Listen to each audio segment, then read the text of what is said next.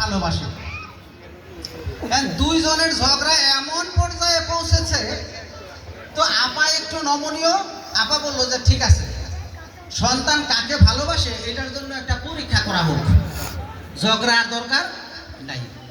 ঘরের মধ্যে ছিল ফুলের টব, টবের মধ্যে ছিল ছোট ছোট পাথর। শর্ত হলো পাথর দিয়ে ওই ছেলেকে একটা ঢিল মারতে হবে। ঢিল মারার পরে বোঝা যাবে সন্তান কাকে ভালোবাসে। তো শাহিদ আপা নরম মনের মানুষ, যথারীতি একটা পাথর নিছে, পিছনে ওই মাহি মোবাইলে কাজ করতেছে, তো একটা ঢিল দিছে আস্তে করে, কোনো রিয়াকশন নাই।